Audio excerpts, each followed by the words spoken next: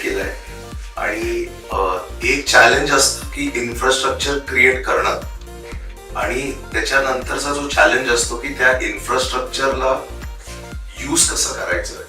तर तो एक खूप मोठा प्लॅटफॉर्म आम्ही उभा केलाय इकडे आणि खूप एक मस्त निसर्ग आहे तिकडे. दापोली म्हणजे मिनी महाबलेश्वर बोलतात, मिनी गोवा बोलतात. लोक कशाला गोवाला जातात जेव्हा आपल्याकडे सगळं एवढ्या जवळ आहे.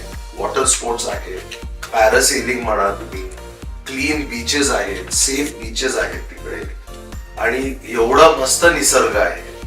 पूर्ण कोस्ट इंडियाचा कोस्टलाईन बघितलं तर एक असा डेस्टिनेशन जिथे डोंगर पण आहे 600-800 फुटाच्या हाईट वरती आणि तिकडनं तुम्हाला समुद्राचा पण ऍक्सेस आहे. आणि आपलं जे डिझाईन आहे एक्झॅक्टली लॉर्ड्सचा जो स्टेडियम आहे त्याच्यासारखा आपला डिझाईन आहे.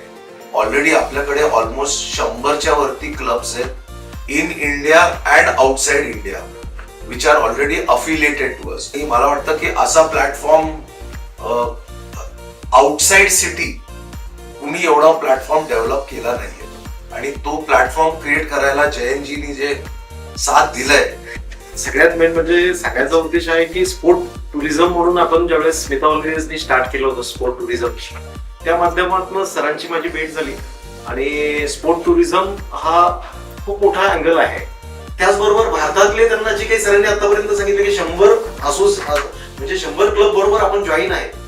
त्याचबरोबर स्मिता हॉलिडेचा रूल आहे की टुरिझम कसं आपल्याला डेव्हलप करता येईल आणि मला वाटतं आज MOA साईन करताना मला वाटतं आपल्या संभाजीनगरसाठी ही मोठी अपॉर्च्युनिटी मला वाटतं कॅप्टन सचिन सरांनी आपल्याला दिलेली आहे. त्याचबरोबर यामध्ये वर्षभरामध्ये नियर अबाउट स्मिता हॉलिडेचा 50 CR ते 100 CR पर्यंत बिझनेस डेव्हलप होणार आहे.